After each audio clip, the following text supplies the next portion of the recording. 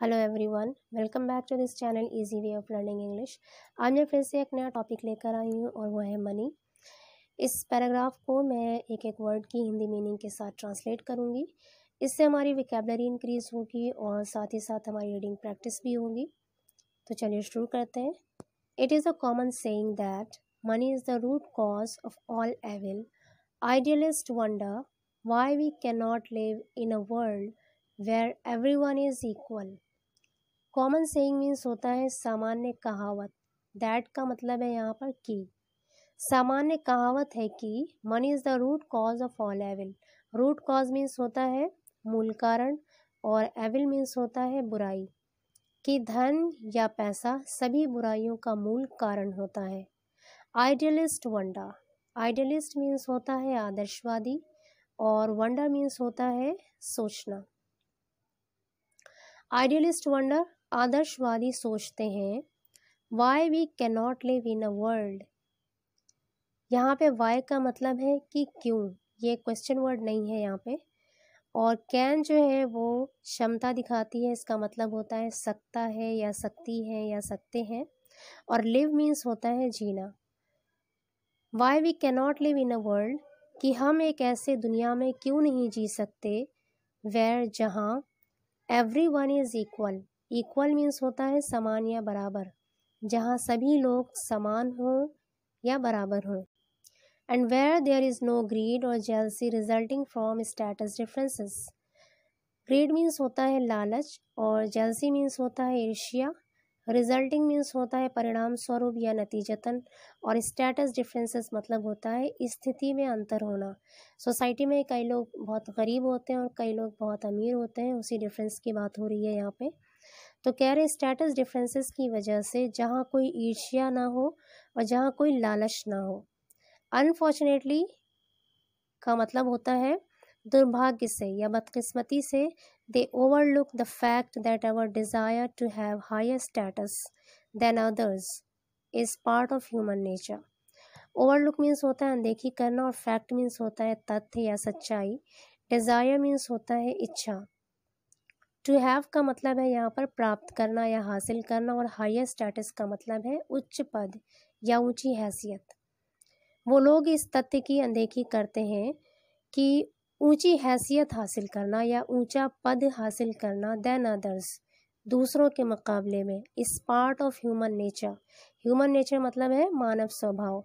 ये मानव स्वभाव का एक हिस्सा है।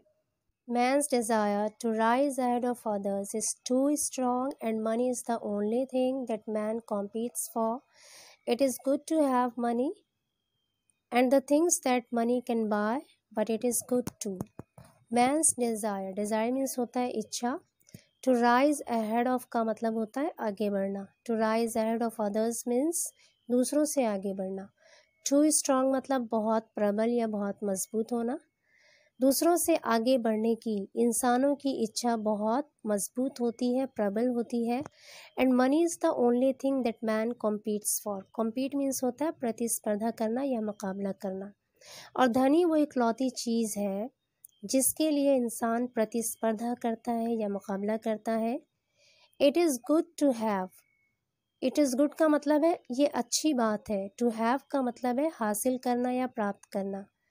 It is good to have money and the things that money can buy. Buy means है खरीदना। धन प्राप्त करना and the things और उन चीज़ों को प्राप्त करना that money can buy जिससे धन खरीद सकता है। It is good, ये अच्छी बात है। But it is good too, लेकिन ये और भी अच्छी बात है।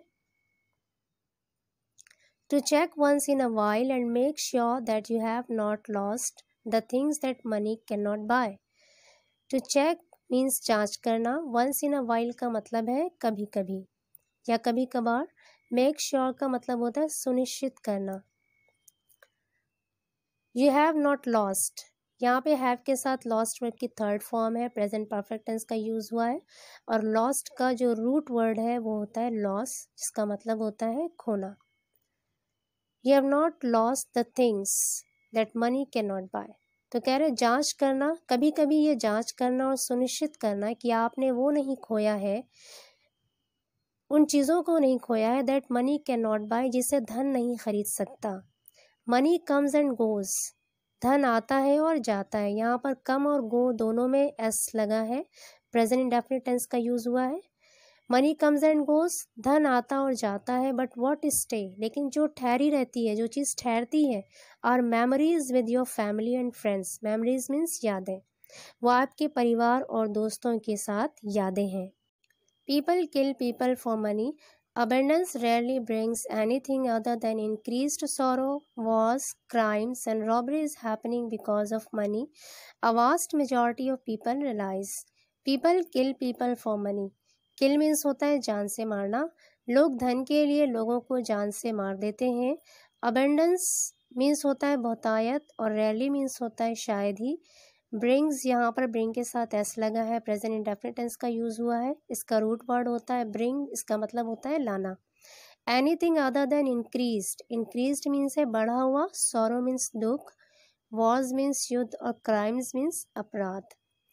अबंडेंस रेयरली ब्रिंग्स, बहुतायत शायद ही, इंक्रीज्ड सॉरो मतलब बढ़े हुए दुख, युद्ध और अपराध के अलावा कुछ और ला सकती है। And robbery is happening because of money, robbery means होता है लूट, और इज हैपनिंग यहाँ पर इसके साथ आईएनजी फॉर्म आई है, प्रेजेंट कॉन्टिन्यूअस टेंस का यूज हुआ है। हैपनिंग का रूट वर्ड होता है हैपन, और इसका मतलब होता है घटित होना। एंड रॉबरी इज हैपनिंग, और लूट हो रही है, लूट की घटना हो रही है, बिकॉज ऑफ मनी, धन के कारण। A vast majority of people realize, vast means, vast majority means है बड़ी संख्या, लोगों की एक बड़ी संख्या रियलाइज मतलब महसूस करती है या एहसास करती है, that money can not bring them happiness they crave for, कि धन उसे हैप्पीनेस मतलब खुशी लाकर नहीं दे सकती, दे क्रेव फॉर जिसके लिए वो तरसते हैं। क्रेव मीन्स होता है तरसना। आई होप कि ये टॉपिक आपको अच्छा लगा होगा और आपने नए नए वर्ड्स भी सीखे होंगे।